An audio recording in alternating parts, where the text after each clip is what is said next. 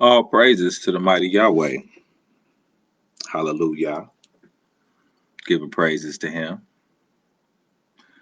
Proverbs chapter 20, verse 1. Wine is a mocker, strong drink is raging, and whosoever is deceived thereby is not wise. So if you're deceived by wine and strong drinks or liquor, then you're not wise.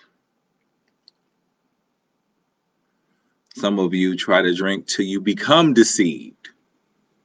You drink to deceive yourself. Let's continue though. The fear of a king is as the roaring of a lion. Whoso provoketh him to anger, sinneth against his own soul. Let me read that again. The fear of a king is as a roaring lion. Whoso provoketh him to anger, sinneth against his own soul. That makes sense. It is an honor for a man to cease from strife, but every fool will be meddling. So it's an honor for a man that when he sees an argument or he sees a disagreement coming and he sees there's about to be some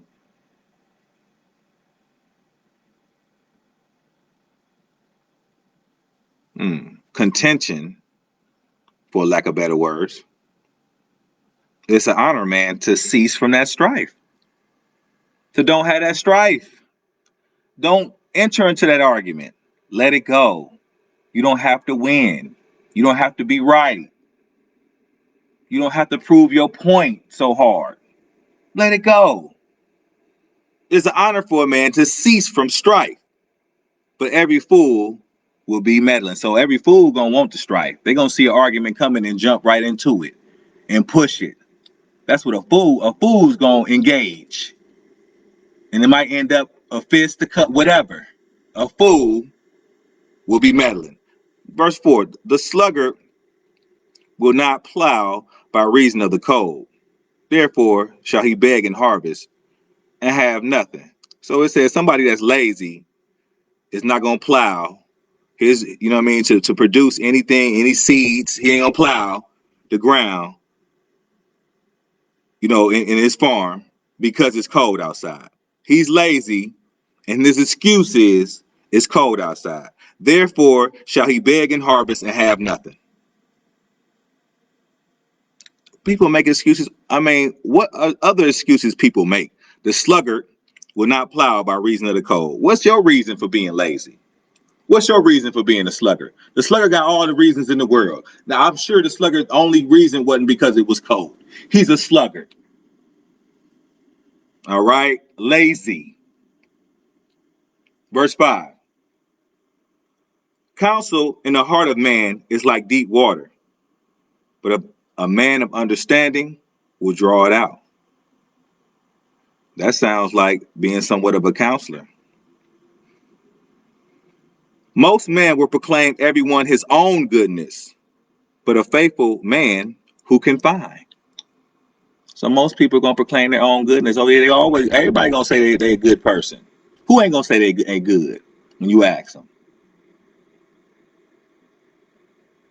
Verse 6 again, most men will proclaim everyone his own goodness. It said most of them, and most people will. I'm good, I'm good. But a faithful man who can find, really. Let's be honest. That's what we all saying. Everybody's saying they good, but a faithful man or woman, don't get it twisted, who can find. The just man walketh in his integrity. His children are blessed after him. A king that sitteth in the throne of judgment scatter away all evil with his eyes. Verse 9. Who can say, I have made my heart clean. I am pure from my sin. Who can say that? Somebody, what I'm saying? Who can say that they're without blemish, that they are perfect, that they're better than everyone because they do nothing wrong?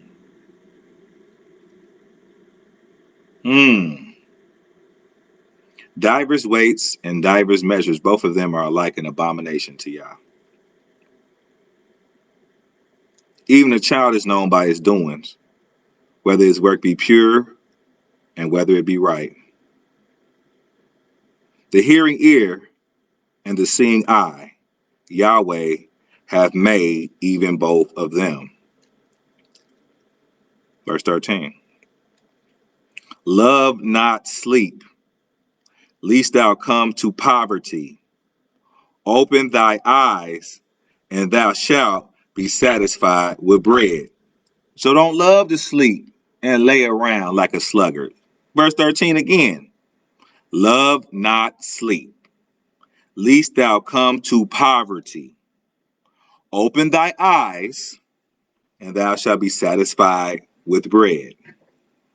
So you do need your 8 hours, but you don't need 13. All right? Do not love to just lay around and do nothing.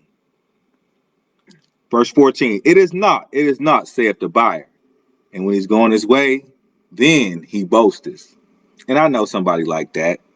They be trying to bargain with people about gold chains and stuff, saying, "Oh, this ain't worth that. This ain't worth. Put the price down. Put the price down." You know what I mean? And then he buy it and then say, I got him. This, I got him." I'm like, no, he didn't. When he going away, he boasted. There's gold and there are a multitude of rubies, but the lips of knowledge are a precious jewel. But and wherever you can find the lips of knowledge, they are a precious jewel. That's why you don't dog people. You know what I mean? There's no reason to be coming at people wrong or hating people for what they look like or who they are, what nationality. The lips of knowledge are on everyone. Everyone has some knowledge, maybe not wisdom, but the lips of knowledge are a precious jewel, and they can be found on anyone because everyone has something that they're good at, and you can learn. You can get knowledge. Like his garment, say right here, take his garment that is surety for a stranger, and take a pledge of him for a strange woman. So right here, take his garment as surety for a stranger. What is a surety? That means you contracted with somebody, a stranger. You gave an oath and contracted with a stranger. You become surety for a stranger. That's what happened when you contract with children's services. But when you contract with them, they use that information against you. But yeah, so take his garment that's surety for a stranger. It's a fool. And take a pledge of him for a strange woman. Ooh, and that's deep. Let me keep it going though. Bread of deceit is sweet to a man, but afterwards his mouth shall be filled with gravel. Mm. Verse 18. Every purpose is established by counsel, and with good advice make war. Every purpose is established by counsel. So I need to talk to as many people as possible about anything I'm doing, and get counsel, and with good advice make war. I got friends that tell me two different friends that tell me two different angles of the same thing. Literally. Verse 19. He that goeth about as a talebearer reveals secrets. Therefore meddle not with him that flattereth with his lips. So he that goeth about as a talebearer reveals secrets. Now we know about talebearers. If I tell you a secret, you're supposed to keep the secret. If you find out something about me that others are not supposed to know, you're supposed to be able not to be a talebearer and reveal secrets. And it says, meddle not with him that flattereth with the lips. Oh, people think, oh, well, they flatter me, it's a good thing. Oh, you look so good. You just so smart. Oh, they like to flatter me. But right here it says, he that goeth about as a talebearer reveals secrets. Therefore, meddle not with him that flattereth with his lips, or entice with his lips. And that's what people do. They're flatterers. They like to flatter people. Is it a good thing? Somewhat. Um, you know, uh,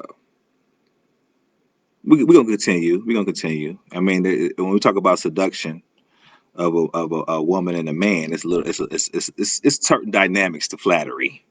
All right, because some people flatter the king or someone in high positions. You know. Let me continue. Whoso curses his father or his mother, his lamp shall be put out in obscure darkness. So don't curse your father or your mother. An inheritance may be gotten hastily at the beginning, but the end thereof shall not be blessed. Say not thou, I will recompense evil, but wait on Yah, and he shall save thee. That's hard. That's hard. Not to retaliate. That I'm going to get that person back for the evil they done to me. Say thou not, I will recompense evil. I'm going to get that person back. Don't say that. Whoa. Well, this is verse 22. But wait on Yah, and he shall save thee. Yeah. You have to believe. You have to know that. Divers weights are an abomination to Yah, and the false balance is not good. Man's goings are of Yah. How can a man then understand his own way? Is a snare to a man who devoureth that which is holy and afterwards vows to make inquiry. A wise king scattereth the wicked and bringeth the wheel over them. And I really want to, I did really just want to get through it. You know what I'm saying? I know we talk about making inquiry and getting an understanding of different ones. The spirit of a man is the candle of Yah, searching all the inward parts of the belly. Mercy and truth preserve the king, and his throne is upholden by mercy. The glory of young men is their strength, and the beauty of old man is the gray hair. The blueness of a wound cleanses away evil, so do stripes the inward parts of the belly. All right. I'm going to end off Proverbs 20, giving all praises to Yahweh.